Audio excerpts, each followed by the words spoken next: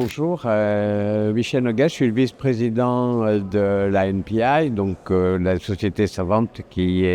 vise le développement et la recherche des INM, des interventions non médicamenteuses.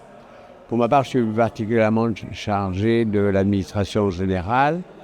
et donc je souhaiterais à cet égard vous faire part un petit peu de nos perspectives d'avenir, comment nous envisageons les années qui viennent, tout simplement, c'est-à-dire les conditions d'évolution de notre impact, effectivement, pour la prise en charge, pour tout simplement la valorisation des INM. Aujourd'hui, ainsi que vous le savez, tous ces types d'interventions sont peu connus ou mal reconnus ou quelquefois à la limite de ce qu'on pourrait appeler l'ésotérisme, dans des conditions. Ce que l'on cherche, c'est qu'effectivement, on puisse valoriser des interventions non médicamenteuses, prouvées scientifiquement, et qui ont toute leur valeur, tant dans les effets, dans la prise en charge des personnes, et qu'elles puissent être soit conseillées, soit recommandées par les praticiens de santé, et qu'elles restent dans un développement, je dirais, tout à fait normal dans la prise en charge de la santé.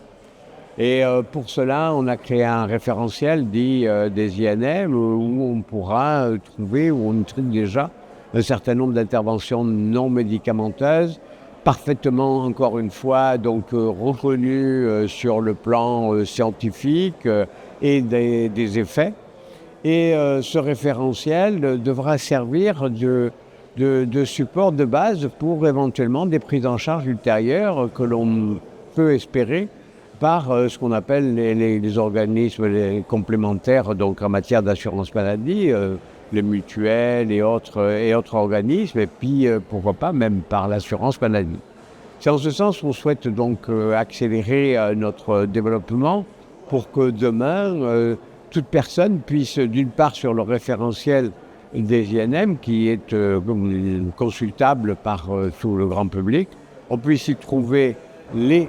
bonnes INM, les bonnes interventions qui correspondent à la situation de chacun. On espère avoir un moteur de recherche suffisamment puissant. Aujourd'hui, avec l'intelligence artificielle, qu'est-ce qu'on ne fait pas, qui permettent, en mettant quelques informations sur son état de santé, sur éventuellement des recommandations qui ont été faites sur le plan médical, on puisse parvenir à définir là où les bonnes INM. Ces INM étant parfaitement référencés, ça pourrait être ensuite une condition de prise en charge par les organismes complémentaires qui sont très intéressés par le dispositif et donc on associerait à la fois une partie de formation, c'est-à-dire les personnes qui vont pratiquer ces INM, il faudra qu'elles obtiennent ce qu'on appelle un open badge, c'est-à-dire au moins, je dirais, une formation éthique sur le sens qu'elles doivent donner à ces INM, et puis en parallèle, une INM qui est bien référencée. Et c'est l'association des deux qui, aujourd'hui, dans nos perspectives, dans notre travail, dans notre façon d'évoluer, c'est l'association des deux qui devrait servir de base, si vous voulez, pour des prises en charge à venir, que ce soit par l'assurance maladie, etc. D'ores et déjà, on a développé avec la CNSA en matière de vieillissement, en matière de prévention du vieillissement, un certain nombre d'INM qui vont être suggérés, conseillés par les acteurs locaux de l'action sociale auprès des personnes âgées et donc les départements. Donc là, on a tout un champ, effectivement. Bien sûr, c'est intéressant d'avoir des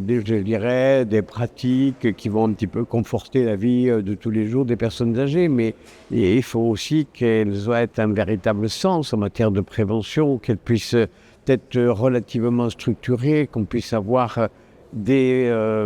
évaluations tout à fait, je dirais, satisfaisantes, afin que le parcours d'une personne âgée en tant que prévention du vieillissement et voire d'accompagnement de la perte de la dépendance puisse être, je dirais, relativement régulé, comme l'est un parcours de soins aussi. Voilà. Et donc notre ambition, c'est effectivement que les INM soient une solution de santé, mais reconnue, et puis avec une ouverture sur une prise en charge financière. Merci beaucoup.